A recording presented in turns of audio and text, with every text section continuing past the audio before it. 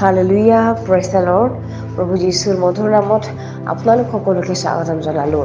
আশা কৰোঁ আপোনালোক সকলোৱে ভালে আছে। প্ৰিয় বিশ্বাসীসকল, আমাৰ ঈশ্বৰ জীৱিত হয় আৰু তেওঁ পৰাক্ৰমী হয়, আৰু আজিৰ দিনটো তেওঁ আকৌ আমাক দিলে যাতে আমি তেওঁৰ মহিমা কৰিব পাৰোঁ।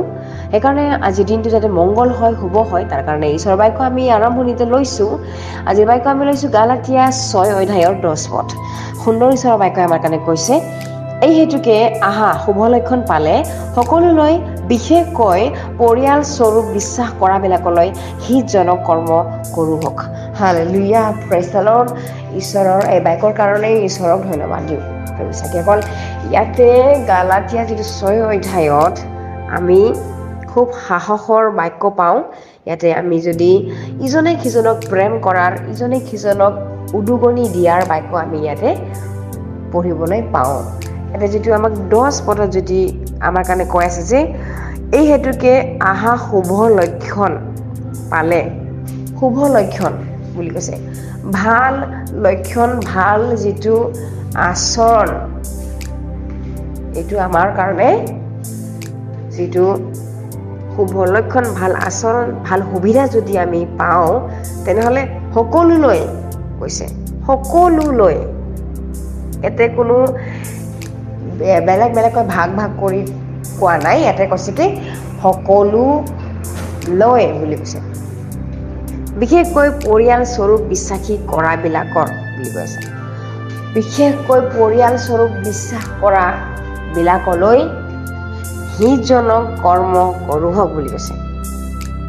যিবিলাক পৰিয়ালবিলাক, গোটেই পৰিয়ালটোৱে যদি যীশুখ্ৰীষ্টক জানে, এনেকুৱা পৰিয়ালবিলাকৰ কাৰণে হিতজনক কৰ্ম কৰোঁ হওক বুলি কৈছে। যদি গোটেই পৰিয়ালটোৱে যীশুক জানিছে, উদ্ধাৰ পাইছে, সত্যক জানিছে, তেনেহ'লে এই পৰিয়ালটোৰ যোগেৰে যাতে আৰু আন পৰিয়ালে যাতে জানে, তাৰ কাৰণে এই পৰিয়ালৰ কাৰণে হিতজনক কৰ্ম কৰোঁ হওক বুলি কৈছে। আৰু যিমানবিলাক মানুহ আছে, যিমানবিলাক পৰিয়ালবিলাক আছে, যাতে সকলো পৰিয়ালে একেবাৰতে, সকলোৱে একেলগে যাতে যীশুখ্ৰীষ্টক পায়, সত্যতাক জানে, অনন্ত জীৱন যাতে পায়, তাৰ কাৰণে হিতজনক কৰ্ম কৰোঁ হওক বুলি কৈছে।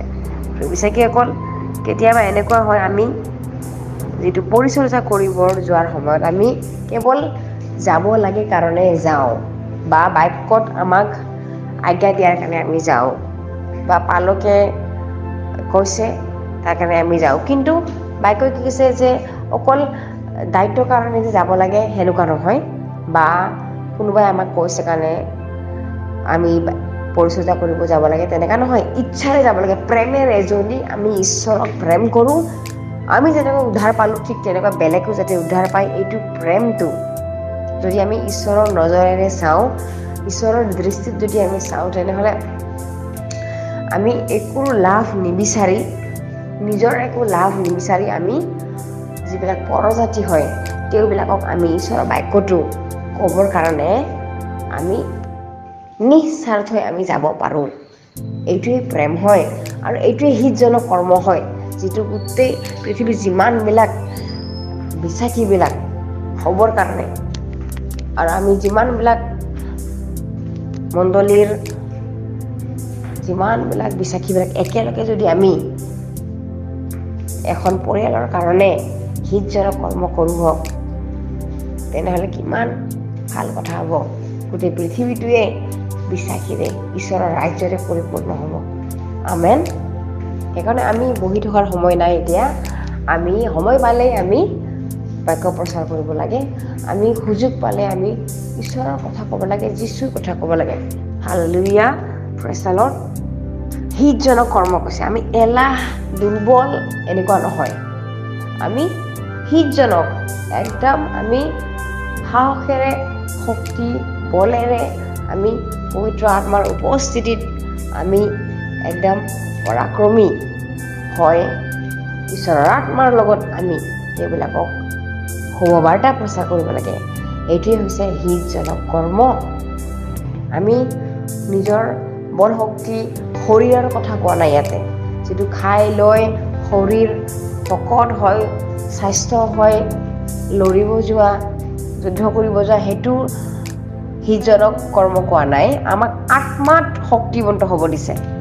আত্মাতহে আমাক শক্তিবন্ত হয় সেই পৰিয়ালবিলাকৰ কাৰণে সিজনক কৰ্ম কৰিব দিছে, যাতে তেওঁলোকে স্থিৰে ঈশ্বৰৰ লগত ভালকৈ থাকে, সেই বিশ্বাসত যাতে আকৌ বেলেগক বিশ্বাসত আনিব পাৰে। এইটোৰ কাৰণে বাক্যই কৈ আছে যে পৰিয়ালস্বৰূপ বিশ্বাস কৰাবিলাকলৈ সিজনক কৰ্ম কৰোঁ। হালেলুয়া, প্ৰেছাৰত। আৰু আমি ইয়াতে যদি পাছৰখিনি পঢ়োঁ তেনেহ'লে ইয়াতে 11ত কৈ আছে, চোৱা কিমান ডাঙৰ ডাঙৰ আখৰেৰে মই নিজ হাতেৰে তোমালোকলৈ লিখিলোঁ বুলি কৈছে। ইয়াতে যিজনে লিখিছে, ইয়াতে গালাটীয়া মানুহবিলাকৰ কাৰণে পৌলে যিটো লিখিছে, তেওঁ এইটোৱে কৈছে যে তেওঁ নিজৰ হাতেৰে ইমান ডাঙৰ ডাঙৰ আখৰেৰে লিখিছে যাতে এই গালাটীয়া মণ্ডলীৰ মানুহবিলাকে যাতে সলনি হয়, ঈশ্বৰৰ লগত লাগি থাকে আৰু সিজনক যাতে কৰ্ম কৰে। আজি আমাৰ দেশৰ অৱস্থা এনেকুৱা হৈ আছে, সিজনক কৰ্ম নকৰাৰ ফলত আমি যিমানবিলাক বিশ্বাসী আছোঁ, যিমানবিলাক আমি ঈশ্বৰক জানিছোঁ, এই মানুহবিলাকে যদি আজিলৈ সিজনক প্ৰাৰ্থনা কৰিলে হয়, সিজনক পৰিচৰ্যা কৰিলে হয়, তেনেহ'লে গোটেই পৃথিৱী আজি যীশুক জনা মানুহেৰে পৰিপূৰ্ণ হ'ল হয়। হালেলুয়া। কিন্তু আমাৰ দুৰ্বল কাৰণে আজি বহুতো সমস্যাত আমাৰ ৰাজ্যই, আমাৰ দেশে সমস্যাত পৰি আছে। হালেলুয়া। আজি আমি সকলোৱে মিলি সিজনক কৰ্ম কৰিব লাগে, যাতে ঈশ্বৰৰ অনুগ্ৰহটো আমাৰ গোটেই পৃথিৱীত পৰিপূৰ্ণ হয় আৰু ঈশ্বৰৰ ৰাজ্যটো যাতে বৃদ্ধি হয়। Hallelujah, praise the lord. আহক আমি এই সকলোবোৰ ঈশ্বৰৰ হাতত সমৰ্পণ কৰি আমি প্ৰাৰ্থনা কৰোঁ হওক। Hallelujah, hallelujah. প্ৰভু ধন্যবাদ দিওঁ, তুমি যে পৰাক্ৰম ঈশ্বৰ প্ৰভু, আৰু তুমি যে এই সুন্দৰ বাক্য দিছা, আমাক যে তুমি উদগাইছা এই বাক্যৰ যোগেৰে, আমি যাতে সিজনক কৰ্ম কৰিব পাৰোঁ, ইজনে সিজনক সাহস দিব পাৰোঁ, ইজনে সিজনক যাতে আমি প্ৰাৰ্থনাৰ সহায়ত যাতে আমি লগে ভাগে যাব পাৰোঁ। প্ৰভু তুমি এনেকৈ সহায় কৰিবা। আজি গোটেইটো পৃথিৱীত যিমানবিলাকে প্ৰভু চেঁচা হৈ গৈছে, ঠাণ্ডা হৈ গৈছে, এই সকলোবিলাকক তুমি জগাই তোলা প্ৰভু, তপত কৰি তোলা প্ৰভু। ধন্যবাদ দিওঁ তোমাৰ আত্মা সকলোৰে ওপৰত তুমি ঢালি দিয়াৰ কাৰণে।